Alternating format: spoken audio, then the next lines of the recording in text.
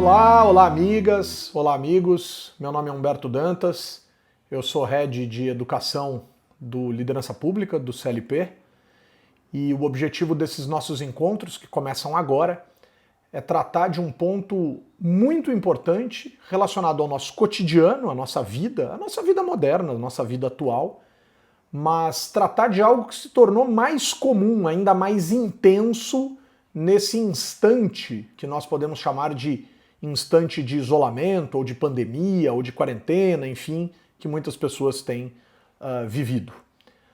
De um dia para o outro, da noite para o dia, assim podemos dizer, nos vimos obrigados a produzir no ambiente virtual. Produzir vídeos, produzir lives, promover reuniões, conversas, etc, etc, etc.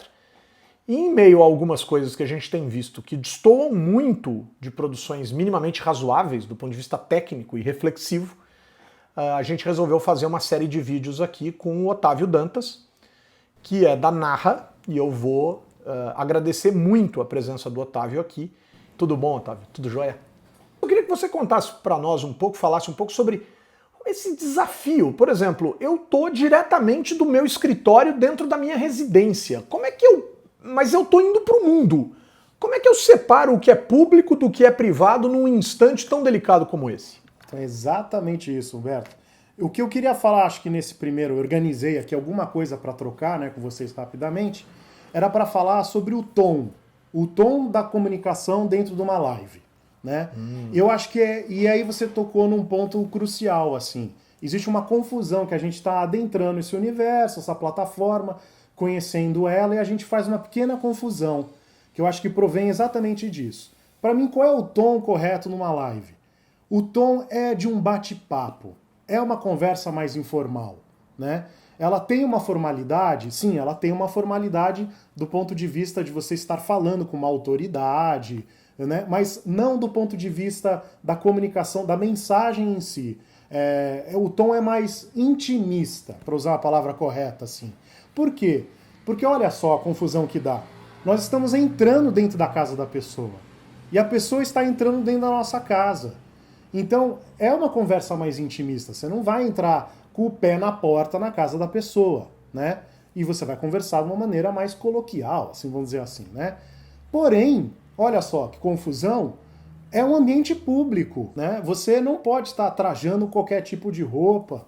Você tem algumas regras que a gente poderia, né, colocar ou pensar em construir algumas regras, uma praxe, vamos dizer assim, né? Algumas convenções seriam importantes para a gente colocar numa conversa, numa live, né? Para isso até, se você me permite, eu fiz uma pequena compilação de alguns vídeos, de alguns acontecimentos aqui de lives. Quer ver?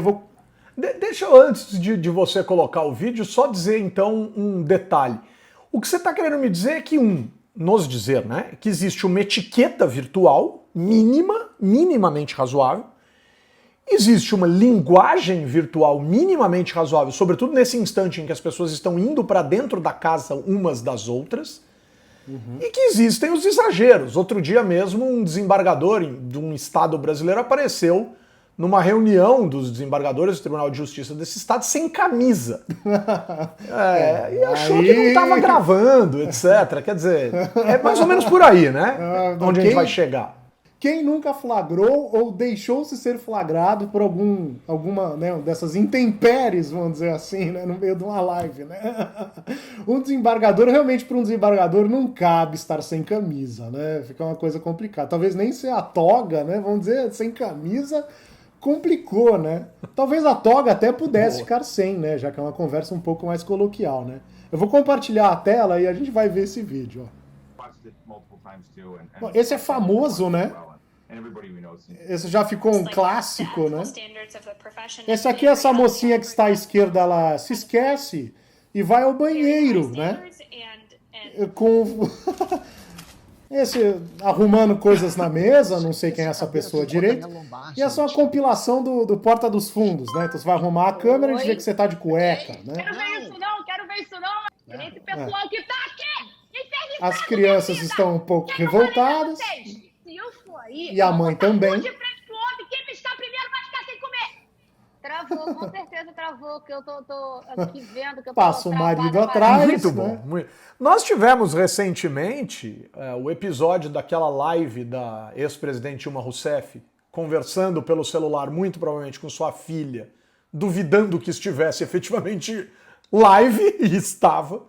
Teve essa do desembargador que eu te contei, e teve uma, Otávio, muito interessante, do prefeito de Limeira, fazendo uma análise alarmista do coronavírus e praticamente matando todo mundo. Todo mundo vai pegar a doença, um monte de gente vai morrer.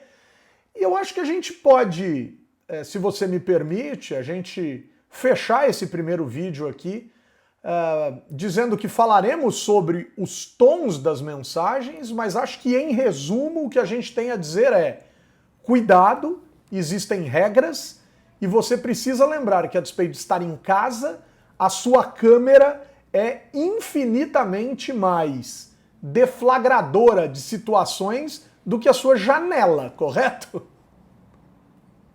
Exatamente. Eu acho que a gente vai até se debruçar um pouco mais nesses assuntos, porque são várias coisas, né?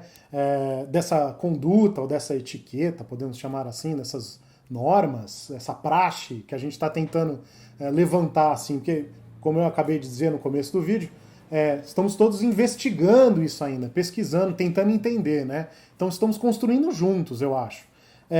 Mas a gente pode falar desde da qualidade da imagem que você entrega para a pessoa, né? Qual é a câmera, posicionamento da câmera, posicionamento da fonte de luz. A gente pode falar exatamente dessa coisa do tom, né? Que tom algumas pessoas também, por exemplo, às vezes o tom é equivocado, a pessoa também às vezes entende que é esse lugar público e muito formal demais, que eu também acho que não é, muito rígido demais, acaba decorando um texto para falar, e aí a gente vai falar um pouco dos ruídos de comunicação também que acontecem se você vai para esse ambiente, para essa natureza mais rígida, sabe?